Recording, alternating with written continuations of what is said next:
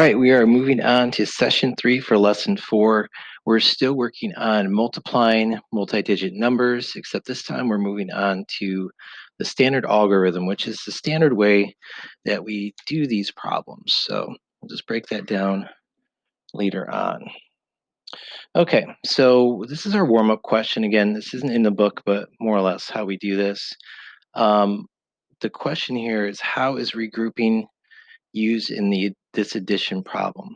But um, again, I know this is a multiplication lesson, we're doing addition, but they want to make sure that you understand that when you add up these numbers and you get, for example, 8 plus 7 is 15, we have to make sure to move that 1 to the next column and have our 5 right here. So this again is just a reminder that we regroup and have to carry those numbers. So again, 6 plus 2 is 8, plus the 1 gives us that 9. So that's how we do regrouping in this addition problem. Again, just a quick warm-up on that. Warm-ups are just reminders. All right, open up page 65 in your textbook. On that page, we'll have this problem here. Find the product of 1,429 times 42. And that's actually going to be the problem that we're going to break apart here in the next few questions. So let's just turn the page to page 66. And what it wants to show you here is two things. And I just want to help break this down to some kids on how this works. We're talking about two different ways that we can solve this problem. The one is partial products, because what they mean by this is when you're multiplying by a two-digit number, in this case 42, you're actually multiplying 1,429 times 2. And then you're also multiplying it by 1,429 times 40. Even though we just see the single digit 4 over here, it actually represents 40. So that's actually 40 times 9, 40 times 2, or 40 times 20, 40 times 400, 40 times 1,000. That's where all these really gigantic numbers come from here. And then the 2 in the ones place is 2 times 9, 2 times 20, 2 times 400, 2 times 1,000. And that's where we get all of these numbers. So again, we're just breaking down and making sure kids understand where these numbers come from and why we do it. Although often kids will just default to how it works. So there's that.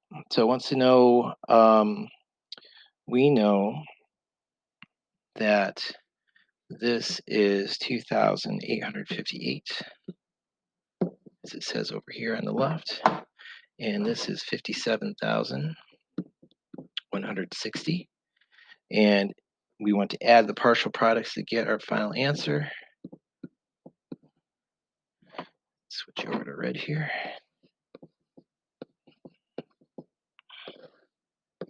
So we have 8, 6 plus 5 is 11, 8 plus 1 is 9, plus 1 is 10.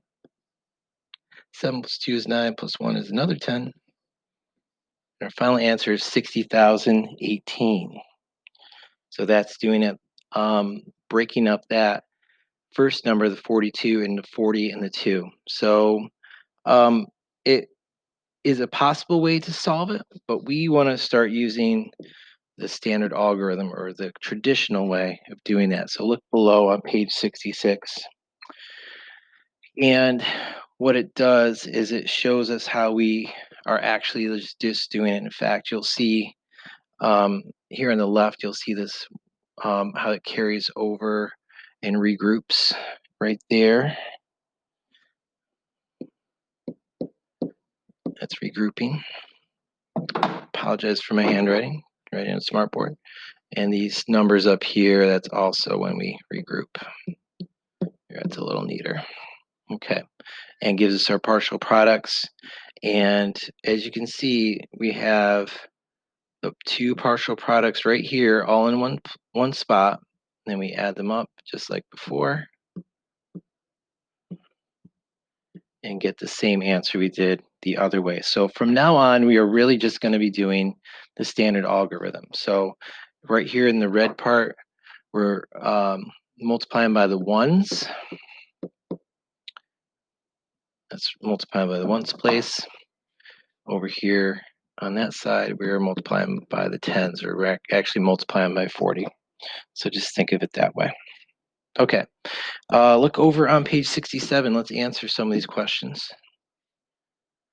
All right, where do you see multiplying by ones by tens in the first model? Well, we just explained that. So where it's red, those are when it's multiplying by ones. Where it's blue, that's multiplying by tens. Look at the second modelet, which is the standard algorithm way. How do the partial products 18, 40, 800, and 2000 relate to the first step of the standard algorithm model? Well, if you glance up and look at all the numbers in red, you will see that all of those numbers, the 18 plus 40 plus 800 plus 2000 equals 2,858, or our first partial product. Look at the second model. How do those work? It's the same way. If you glance up at that first problem, it's everything in blue. Is you've got 360 plus 800 plus 16,000. Again, I kind of skip on my commas just so kids don't get confused by decimals and commas and all that. 40,000, and that equals our 57,160. And number 4, complete the multiplication. Well, we've already pretty much done that. All we have to do are add up our two partial products, which we've done several times already, to get 60,018. And compare the partial products model and the standard algorithm model. We don't need to do that. If anything, it looks like the standard algorithm way has fewer steps but the same answer, so it's a little more efficient if you ask me. Okay, let's turn the page. We're not going to talk we skipped 6 and we're jumping right into 7. So use what you've learned to solve these problems. Okay. The base of a storage bin has an area of 504 square inches. Its height is 18 inches. What is the volume of the storage bin? Well, let's look at that.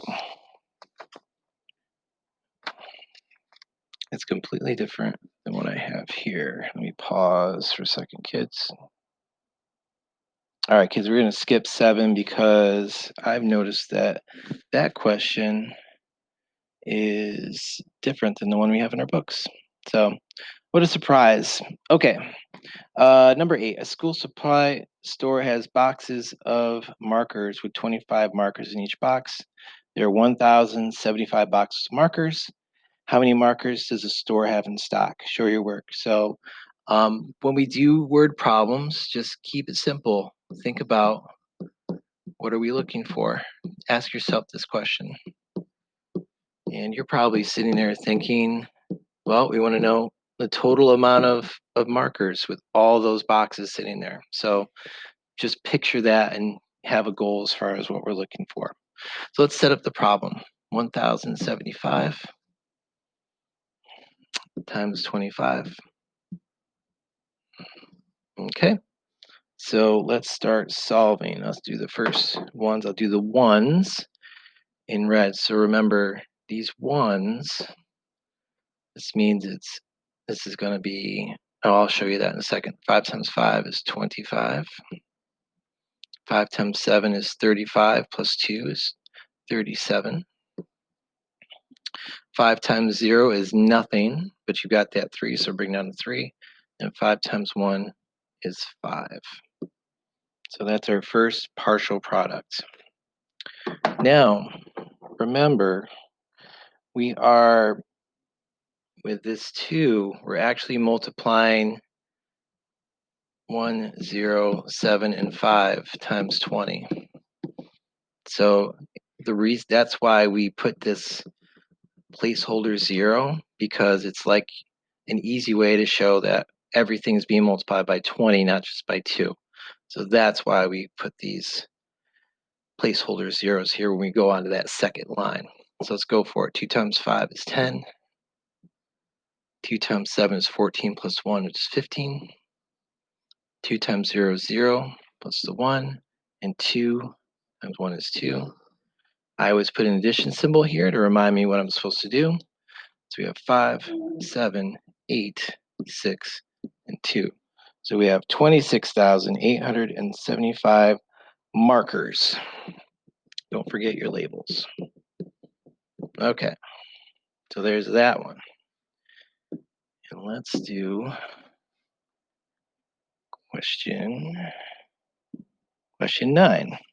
Okay, what is the product of 257 times 34? So again, product means we're looking for the answer to multiply.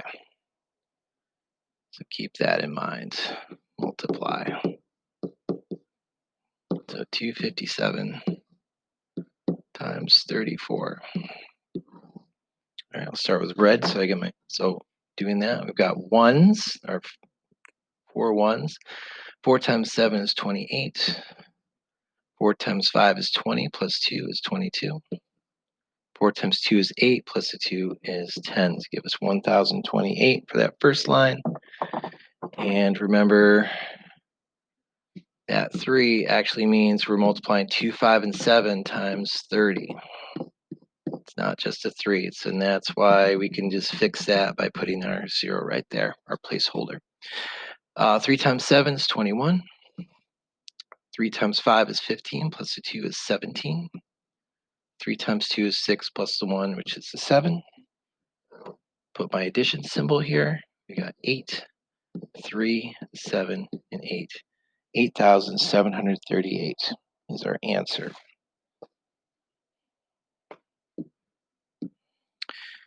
And your homework. So another IXL activity. So this one is multiplying two two-digit numbers. So the questions won't be as big as what you saw in the examples here. But I see right here at the bottom, have a piece of paper handy or use some space in your workbook to solve some of these. And remember, you only have to go to 70%. And once you do, you're done. And if you go beyond to 80 or 100, you get extra stuff for your Classcraft character. So get a hold of me if you have any questions.